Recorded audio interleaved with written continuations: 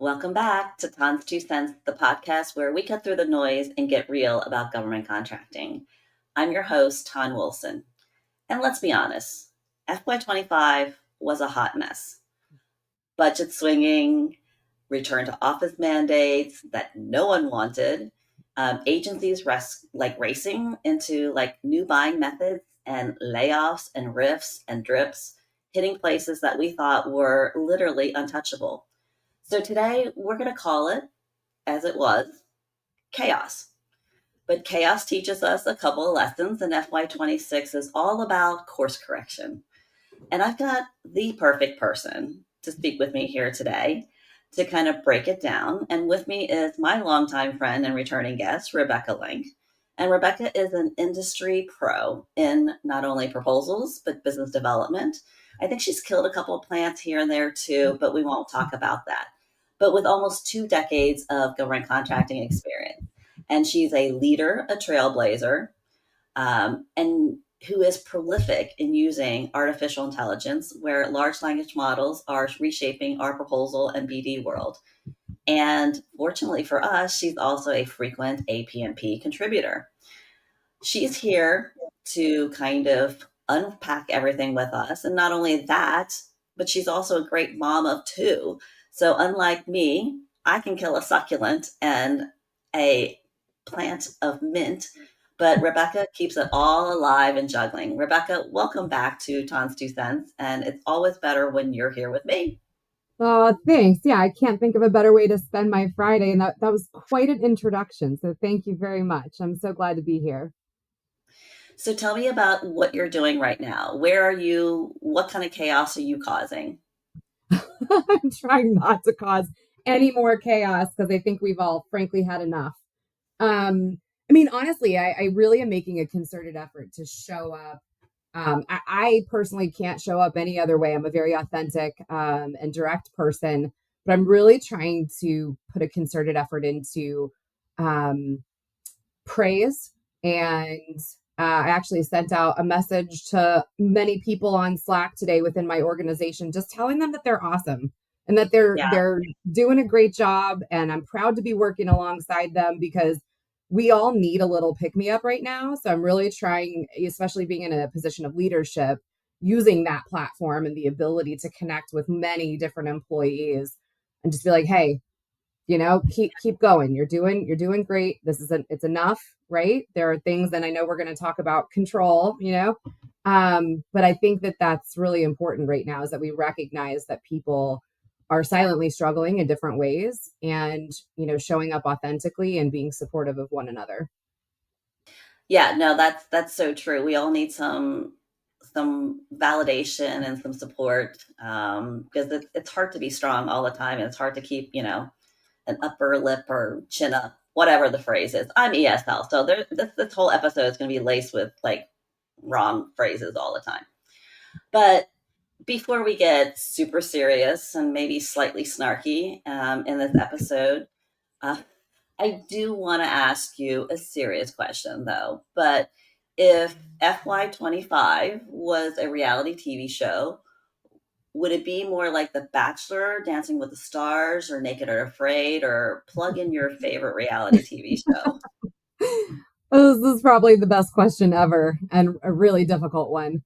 Um, so I feel like it's probably closer to if Survivor.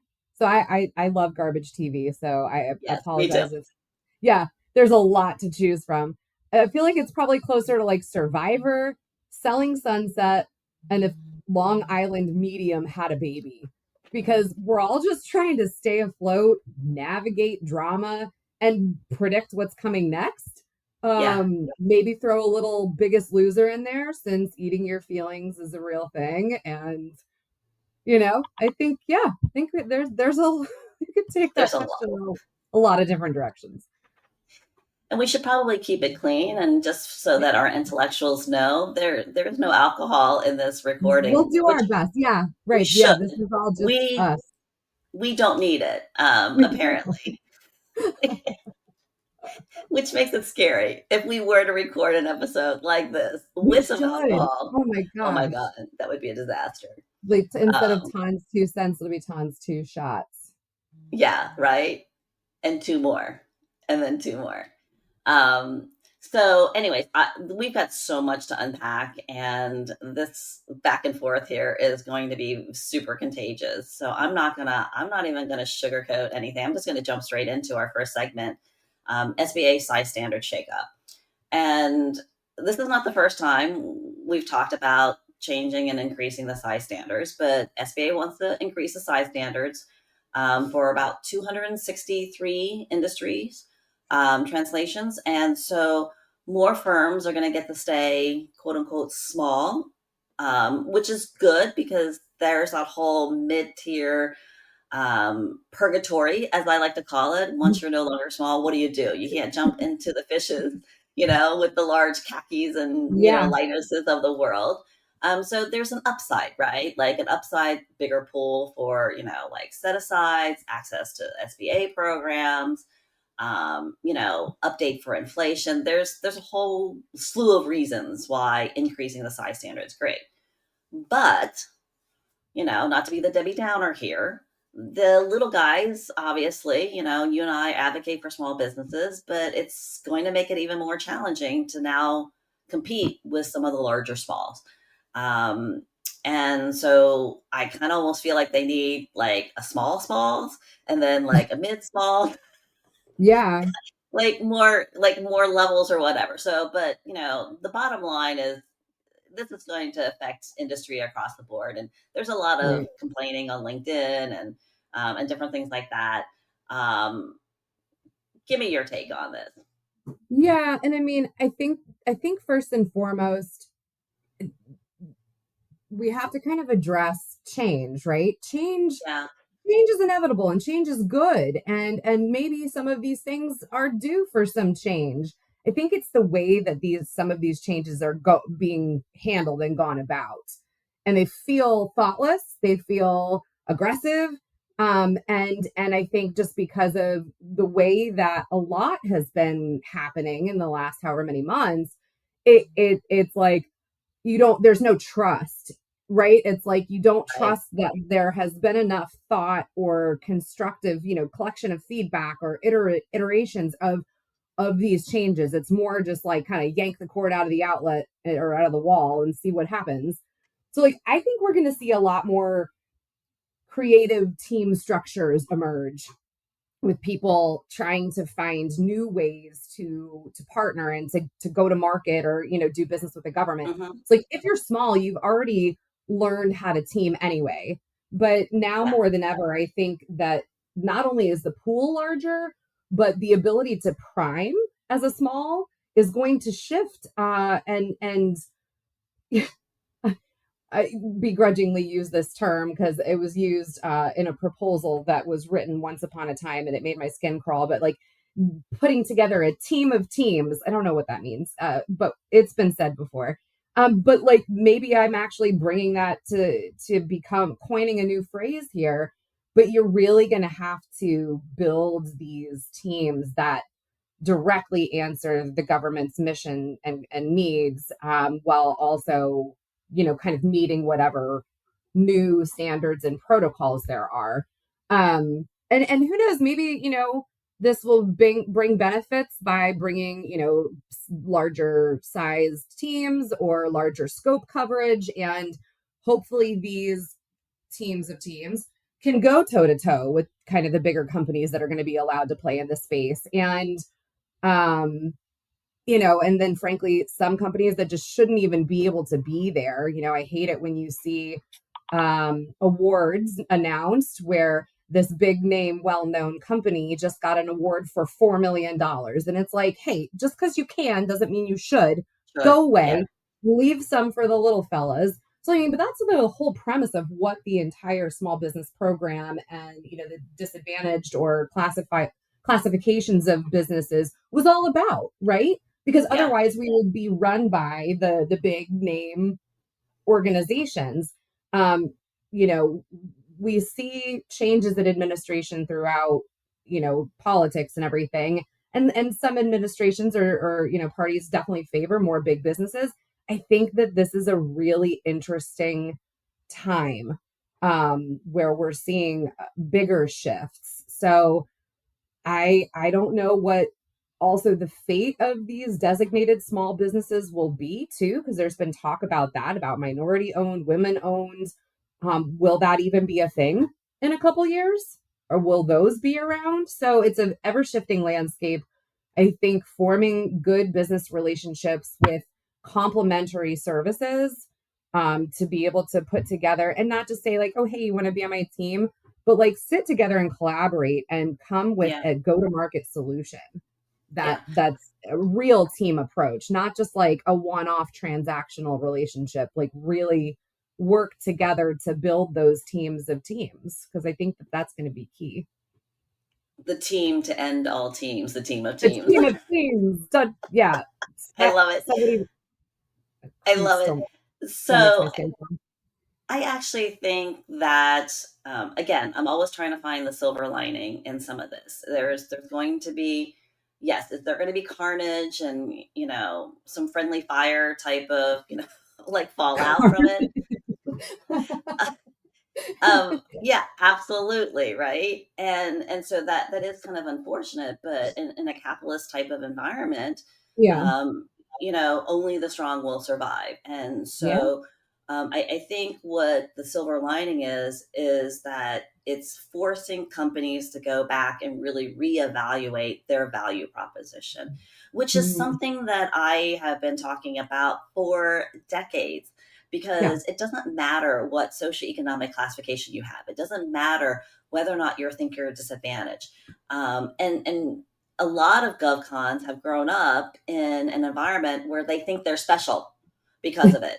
Right. And I'm a, Right. I'm a Gen Xer. I'm not a millennial. I don't have No one is a feelings. Like, special snowflake. That's you right. are no special snowflake awards for you. And so I think it's really making people go back and rethink, what is our value? Do we know how to support the mission of the customer? Do we even understand the Yeah. customer? Because a lot Yeah. of times there are companies that are bidding and they don't understand that. So take the time to get to know me, date me first before you try to submit a proposal and say, Yeah. oh, we can come in and solve all your problems, but you don't really Yeah. even know what my true problems are. Yeah, and I think like from a company standpoint and being in a position of being a growth leader at an organization, you constantly have to be diversifying your offerings, keeping pace with the shifts, whether it's technology, Yep. services, whatever. And not necessarily like a full rebrand, but like you have to stay relevant and you have to put effort into your messaging and your outreach and things like that to make sure that you're at the forefront. And I mean, you're right. Like silver lining, change is inevitable, change is good, And I think that there are some things that can be improved, in this kind of area. I know that tribal businesses come to my mind because I have always found it fascinating how, and I'm just picking on them because they've got their kind of parent company, and then there's like 10 octopus arms or Yeah. subsidiaries underneath them, and they can even compete against each other. But at the end of the day, you're able to submit like all multiple bids and like therefore kind of increasing chances of winning. And so maybe we do need some reforms in certain areas and stuff, but it'll be something that we need to kind of keep tabs on, whether you're just like what we're doing, kind of monitoring trends and changes, or from a growth and business development standpoint, how are you going to evolve and keep Yeah. pace as a business, large or small? I think small businesses, arguably, we got to hustle a little harder sometimes. Yeah. Sometimes, a lot of times. So, Well, um, which I think sets the nice tone for us to roll into our next segment, which is the workforce whiplash, the return to office, and employee retention. The return to office mandates hit people really hard. I am always a big advocate of being in the office, being with people. And I think some industries and some companies that works and it's necessary. But I mm, think if COVID really taught us anything, is that in a virtual environment, in a hybrid type of environment, you do have a lot of efficiencies. You do have a lot of ways to give your employees that break or give the employees some flexibility. And I'm part of that generation where I'm kind of in the sandwich generation, caring for a parent and then caring for children and then trying to care for myself in the meantime. And I don't even know how well I'm doing that. Who does But that? but seriously, and there's always, you're never going to find a one, like what is it, the one model that's going to fit everybody type of thing. Yeah, And so I think we need to kind of have a little flexibility in that regard. But employees have quit.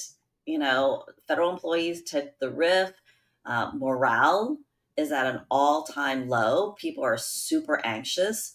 yeah, But I would say even productivity, though, I don't think productivity has really suffered through all of this, which I think is amazing. And I think that has to do a lot with a lot of the solutions, technologies, and AI that we've kind of infused in everything.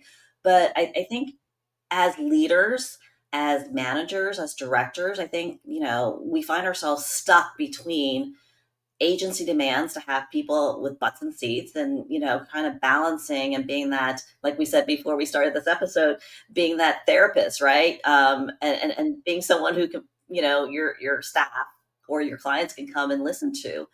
yeah, So the HR drama is like, really real. What are your thoughts on all of this back and forth, getting yeah, fired, getting laid off, bringing you back? No, yeah. it's really hard to keep up with. Yeah, yeah. And productivity is an interesting thing to think about because I think that, especially right now, there's definitely a shifting mindset. And sometimes that mindset shifts on a daily basis where it's like, I'm here to do a job and I know that like, you would fire me or my position could be eliminated at any moment. So what incentive is there for me to go above and beyond or do anything outside of the scope of what is my job description? Because like I think that um the relationship that companies and businesses or the government had with employees where there was that dedication or and I mean most of us still, and so I think the flip side of that is pride, right? So but there Hmm. is still a little bit of that, like, what, like, why am I killing myself here? Like, what is Yeah. this ultimately going to get me, where I'm kind of living in constant fear of what's going to happen next. I'm having things forced on me, like a return to office or being offered these like buyout or, all of this that creates that unsettled feeling. So how are you going to demand increased productivity when you're also suppressing and really, mentally and emotionally, spiritually breaking your workforce? On the other hand, there's that anxiety where it's like, oh, like I better show that I am the best employee in the world so I don't get cut. And we're living in this land of like limbo and it's draining. So people are showing up. I don't care whether you're working from home or having to go into an office. People are showing up very differently right now. So like, bigger than that, the poor people who return to the office only to have their positions eliminated. Um, I think unfortunately, if I'm just speaking frankly, I think there's like a little bit of a power trip too, where it's like, Yeah. oh, we're going to crack down on this workforce and make sure everybody is producing. And it's like, you can't, that doesn't work, and kind of for what I just described, that struggle between being proud and wanting to support an organization or a business or whatever versus living in fear and also being like, what, screw you, like you're Yeah. dangling this proverbial carrot over my head causing me to feel anxious all day, every day. So being an employee in the government or the federal landscape is just tumultuous. And what, I can't wrap my head around sometimes though is like if the person's not doing something that's classified, protected, proprietary, literally what are the benefits of like needing to have them in the office? Yeah. Like I need to be educated on that because I know when I'm around other people, I chat a lot more. I'm inclined to actually go take my full hour lunch break because I don't want to be staring at this damn cubicle any longer. I'm going to leave and I'm going to go outside or whatever. And I'm going to drink all your coffee. I drink a lot of coffee. And so like the cost of having people in the office, right? And I mean, I'm here outside the DC area, real estate, like office space, it is expensive. Yeah. And you got unhappy people, you got them chugging your coffee. you're paying out the nose for this office space. And then what we just said about productivity. Are you seeing those numbers, right? Are your reports Yeah. going up where you've got this, influx of productivity and people just really So crushing it? yeah, so I think you bring up a couple of really good points, and I kind of feel the return to office. You can't make it a blanket requirement. That's a very arcane, draconian way of implementing like a new policy. You have to do it where it makes sense.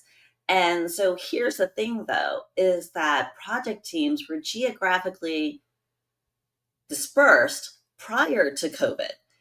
So in the 20 years that Intellect has been in business, there are some customers that we have never met in person. It's because we had such an incredibly robust, well thought through process where we're using Microsoft Teams and SharePoint Online.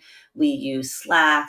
There's a whole host of technologies that we were able to kind of implement in order for us to be super efficient.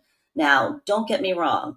I've spent 4 weeks at the AC Marriott down in Huntsville, Alabama on a bid because that's what it took, because that's how that project team operated. That's what we need to kind of do. And so this hybrid approach is definitely necessary. But does it make sense for someone who works for an organization who supports multiple customers? Let's, in different locations, where do you Yeah. pick for them to be located? And you're right, like I am the kind of person that when I work, I work. I work for a very condensed period of time. I'm fully focused. I do not like chatter. I don't want you to talk to me. And the funny thing is that I'm a super social person.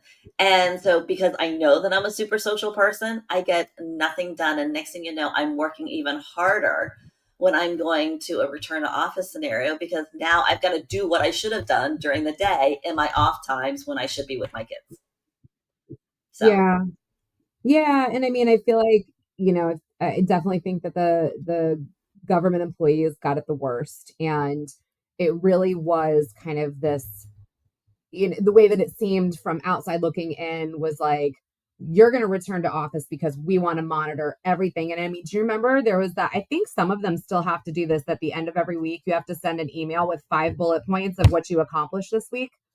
Like that level of micromanagement is so oppressive to a workforce. And when the goal is cost efficiency and time saving and like increased productivity, it's such a bass backwards way yeah. of doing things. And I mean, I've written 0 books and I have a couple degrees, but not, I don't know.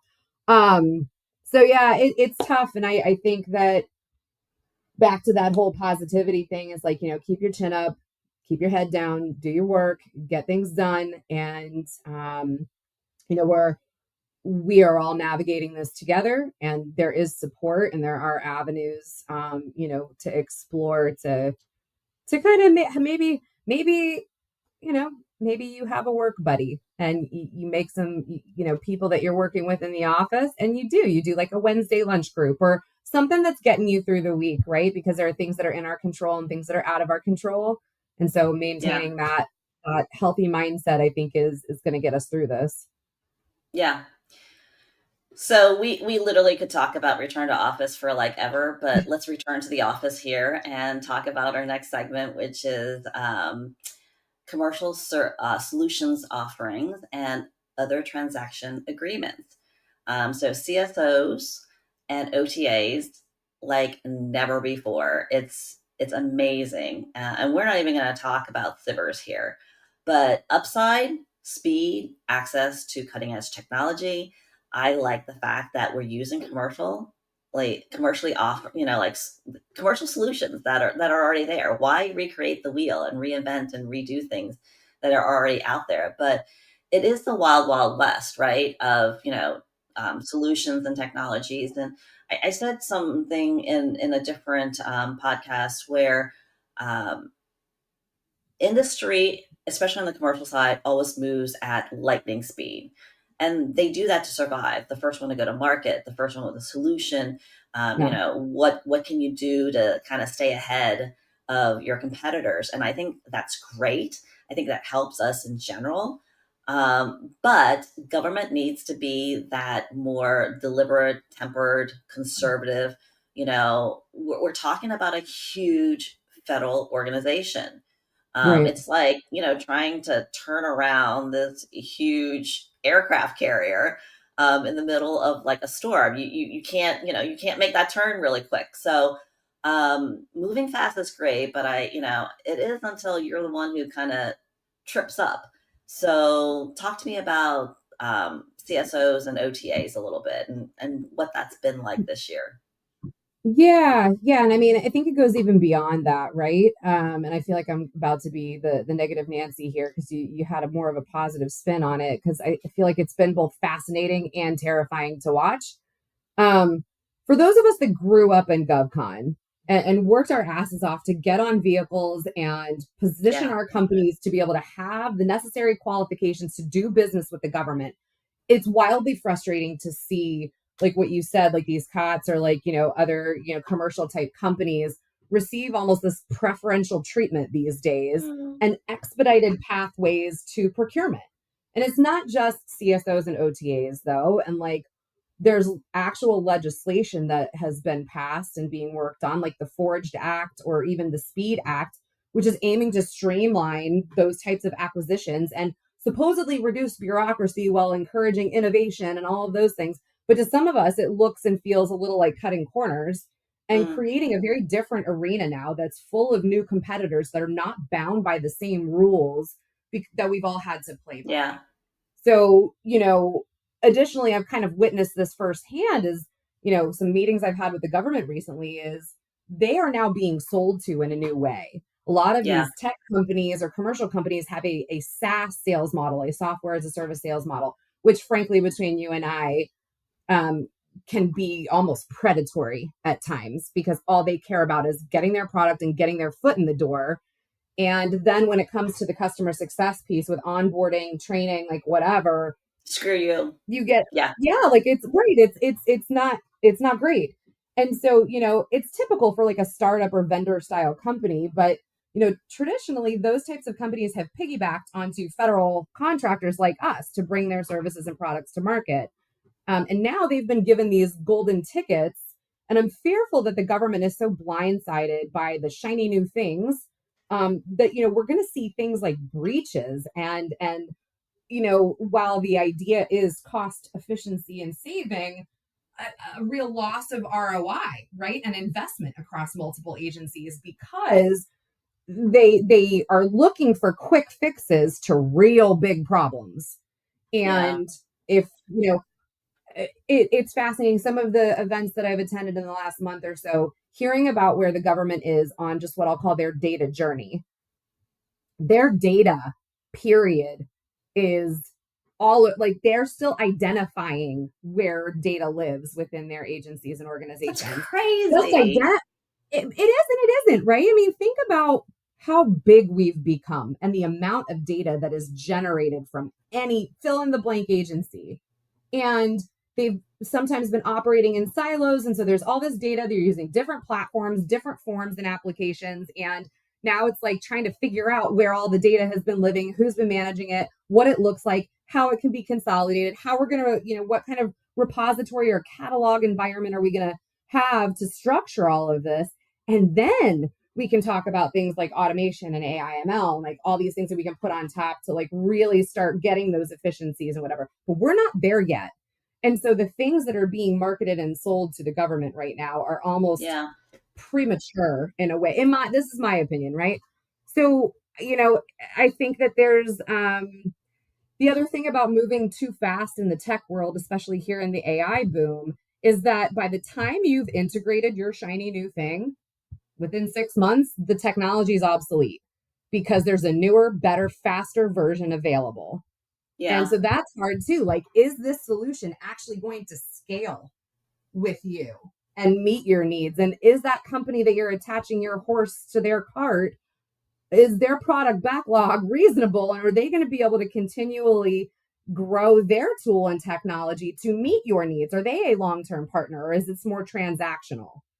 And so I think that, buyer's remorse is real and I'm fearful. So like I know I just kind of pooped all over that. I think OTAs are great, SIBRs are great. It's exciting to be able to have I think what's missing is like maybe the need for more collaboration.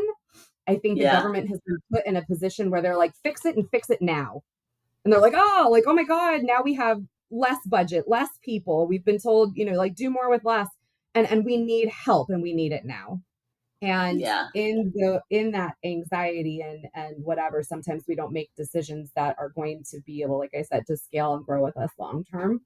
So those are my concerns. I do still think that they are wonderful um, additional procurement pathways for all different companies to explore. OTAs are becoming a lot more talked about, to your point. I think the other fascinating thing, which could be an entire episode for another day, is the billion of RFIs that we have seen in the last 6 months. And not just the influx in RFIs, but the size and like the fact they want pricing and like The their full size and the proposals. complexity of it. It's like that Yeah. is not an RFI. Like, But yeah. it also tells us where the government is right now. And Hmm. again, I stand by my comments that I don't think that any majority of these agencies are ready for some of the solutions that they're being sold to. We met Yeah. with a government official a few weeks ago, and when he realized that we weren't selling like something that we were like, yeah, like we will custom build, and then we are this long term partner, like we're a traditional government contractor. And he was like, oh my God, it's so nice to talk to you guys. Because if I have one more meeting with someone that's trying to sell me something, I'm going to pull my hair out. So, but yay, OTAs Yeah. and CSOs. You know, And I kind of wish we had John Ferry on this episode right now because this whole segment would be super interesting. Yes, John Ferry, I'm publicly calling you out here on Tanstwocents podcast. But here's the interesting thing that I didn't even ask, and I'm kind of scared to throw this bomb in the middle of the room. I'm going to see whether or not you jump on it. Ooh, But a lot of this brings to mind the huge influx of private equity and joint like and venture capital type of money that has come into GovCon, not only SaaS products or solutions to other GovCon people, like the B2B yeah. companies, They're like buying whole companies. Yeah. yes. And so the amount of investment money, I'm kind of curious as to how long and if any of these organizations will survive because the Right. pressure to Yeah. produce and Right. to If like, they don't get their money back, or if they don't see their money coming back, they'll pull the plug. The other thing is, and you know, going to try to go to market, with someone looming or something looming over you like that, the bureaucracy and the decision making um power that you now have or you used to have as a business has now there's seven more layers to go through. So you don't have that agility, really don't have the ability to yeah. be innovative and exciting ways because you have to get permission from mom and dad now, right? Everything has to Well, be blessed. and I question the, I don't mean to be, doom and gloom and think that everyone I is already got that making, covered. Don't worry about it. Yeah. okay, yeah. But it does kind of make me question and wonder whether or not decisions are being made for the good of the mission and for the support of the customer, or is it just to make sure that we are making a profit? Exactly, right? And I am a Yeah. for profit. You should not be penalizing companies because they're making a profit because that's what they're there for, right? So Right. You have to keep the no lights sour on. grapes Yeah. because a company is being profitable. But when you are bottom line profit driven, are your solutions the best solutions? Are your solutions for that customer the best for that program or for that mission? Or is it because you are exploiting, profiteering, you're being like a predator? Yeah. And you know that you've got the government in a corner somewhere, right? And Yeah. Yeah. I I think I'm don't going to know. cover a little bit of that in our next segments. So, All right. right Well, about motivation and about, when we talked a little bit about pride and things like that. So, yeah, well, then I guess I'm reading the tea leaves here. You know exactly where I want to go. is in our next segment. It's the layoff ripple, um, and how this is impacting the GovCon workforce. So FY25, calendar year 25, big layoffs, with the reduction in force, the RIFs, with the voluntary, retirement. It's hit everybody from large primes, subs, and I would even say even those who were kind of off limits, the federally funded research and development centers like, MITRE, it's all in the news, right? So seriously, if MITRE, who's an FFRDC, isn't safe, the boozes of the world are not safe. The small businesses who are getting Doge are not safe. Companies are cutting jobs. There's a huge brain drain within the government with the 1102s leaving, with, people in general. Part of me is kind of glad I'm not in the DMV area anymore, just because that's where a large concentration of y'all live. And but it's really kind of spreading out and sprawling across the country. And so stability in the GovCon sector, which is where most people went, right? So if there was any volatility, you diversified and you did federal work because it was always safe, it was predictable, it was consistent. It's no longer a safe space for companies. So what has this year look like, and what are we going to look forward to next year? I don't know. Yeah, man, I don't even want to talk about this. It's grim, you know. GovCon's always been tough, like even on a good day. I think Yeah, you had used an analogy about like it's like throwing out groceries while your neighbor is starving. And that was painfully accurate. And I was like, ugh. I see resumes all the time. Like so many of us have been through layoffs and mergers and acquisitions and held a variety of positions in this industry or focused on professional growth. So the whole bouncing around thing doesn't always faze me as long as somebody yeah. has a story. But the story that people are telling these days is very sad. I've seen folks on LinkedIn with GoFundMe's sharing about how What? they've applied. Yeah, like I've I have seen some. I have to stay off of LinkedIn a little bit these days because it's like for my mental health. Yeah, Um, but I mean, sharing stories about how they've applied for 30 jobs with no callbacks, and um, you know, like I said, LinkedIn has lots of stuff. I always try to share things that get a smile where I can. But what's crazy about the government layoffs, though, is the fact that so many agencies and departments are now like, oh, whoops, we actually needed a lot of those people, and probably shouldn't have downsized so much. And it's that bull in the china shop approach that rarely ever works unless you're just looking to break shit. yeah, And the fact that we're talking about people's livelihoods here, families, it makes my heart ache. And I've seen some efforts to try to help people that who are transitioning, which is great. Aside from the workforce and the people are the cuts to like entire agencies as a whole and programs, which have been alarming. USAID, CDC, NIH, IRS. It's like being trapped on a roller coaster and kind of twists and turns around every bend. So um I yeah, and maybe I'll take a page out of your book, and it's like, what is the silver lining, right? What is the benefit? How can we learn and grow? We're trying to find some good in a very, very challenging situation. And this one's tough. My brain, I really struggled to kind of find some goodness here. I think change is inevitable. Restructuring and reorganization happens. Like I said, GovCon on this side of the house has always been kind of wild and yeah, volatile.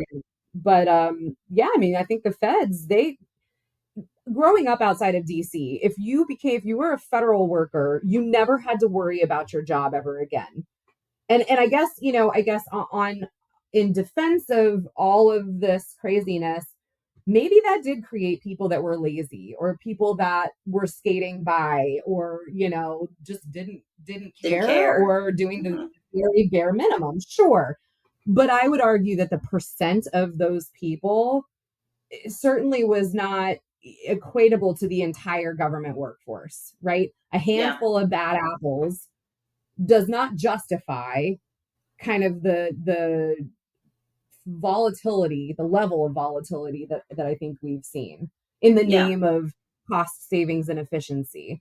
And So the again, well, again, and going the fact, like what we said at the beginning, the way that this has all gone about, I think, right? If we're gonna right. advocate for change, positive change, there's a way that you go about. I mean, you can get a degree in change management from like an accredited university. It's a thing. I think it's the way that this has all transpired too has felt very personal or very scary, and maybe it could have also been handled differently. Yeah.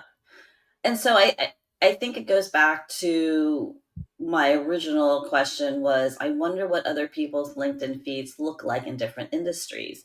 Like, are they seeing and hearing the same thing? Because when you step outside of the DMV, and I couldn't be more further out right now being here in Texas, is when you hear what middle America thinks about Doge and about the different changes and what the administration is doing, it's all very positive. It's all very, Yeah, yes, we needed this, right? And you're right. You know, that there used to be a saying and some people used it, and it's not true for everybody, is it's good enough for government work, right?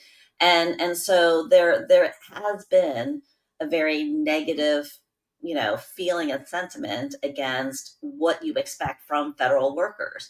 And yeah, you and I are kind of in a different boat where we see and we work and we interact with some incredibly committed, intelligent, innovative, solutions-based type of federal employees. That it's not that, it's not what it's being portrayed yeah. out in other parts of parts of America. So it's that It's whole, true.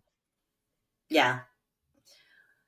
But Until it happens to you, right? right, Like, I think that again, being living here outside of the epicenter of the country and arguably the world right now, it's drinking from a fire hose. And so, yeah, definitely different experiences. It's easy to have an opinion when it's not affecting your yeah, daily life all day, yeah. every day. Yeah, no, absolutely. And I think that this happens to every industry. Yeah. And so it's just kind of it's the government's turn, I guess, to kind of suffer the impacts, or the aftershocks of administration changes. So Yeah. this actually is a good time for us to kind of close out with our last segment. And I always try to, like I said, silver lining, what's next, FY26 type of course correction. So where does this lead us, right? Like, budget swings, the workforce is rebelling, sometimes sitting on the sidelines. Agencies are experimenting with new ways of doing business. And, some of us are like, oh, been there, done that. Like, let's be a little wary about that. So, who and what are the winners in FY26? Um, what's the plan for stability? Is it, going to work for us? Is it going to happen? Protect and value our workforce, embracing new innovations. So, like I think we said before, you can't control the chaos, but you can control how you can prepare and respond to it. So, how do we plan and prepare and respond? Yeah, I think I made a couple comments about like how as a business it's your responsibility to, be opportunistic and to kind of stay with the times, and do what you can to diversify, and start maybe thinking outside of the box that you originally thought you were going to be playing in. Yeah, control what's in your control. I mean, even saying that right now seems to fall short of sounding like support these days. Um, from an employee standpoint, make sure your resume is updated. Keep an Yeah, eye on the job market and positions that align with your skills. Network, build relationships, and even just having someone you trust in your corner that can provide a listening ear. Like, that's what I love about our relationship, is that if I pick up the phone and I'm like, hey, like, I need some advice, or like, hey, can we talk or whatever. Talk me Having, away from the ledge, right? Like right, you like need I'm that having a person. moment. Yeah. And, I do love, especially in like the women in government contracting, I think that Yeah. that's super important. And so there's wonderful arenas and access for women as well, whether it's Forum or Women in Technology, AFCEA, and like all these other organizations that have programs and tools that you can network through. Hmm. Um, so I think from an employee standpoint, some advice there. And then if you're in leadership or an employer, we've already talked about it. You need to be more aware of the silent fears that all of your employees are living right now, like living. And maybe you're right. Maybe there is something unique about this location here. But I think everybody has questions and is trying to navigate all this change together. So provide that praise and reassurance where you can. Um, look at your books and try to find ways to navigate your shifting landscape. I'm sure that there are companies that have suffered significant contract cuts and funding and things like that, and do your best to try to navigate without major disruptions. And for the love of everything holy, please stop looking at the growth team when you think of cuts, because they're all there to make They're all there to PSA. help you, They're there to right? make you money, right? Like, invest in your business development people. It may But they're feel the first weird. ones to get cut. Yeah, They're the always, first always. ones. Always. Yeah, and Always. it's Like, like, why and would it's you always cut like, off what that? what have you done for me lately, thing? And I mean, being in a growth organization or position right now is really tough, because Mhm. growth looks real weird at the moment. And anybody that can say that they're just killing it right now, like, good They're for you, such bro, liars. because No,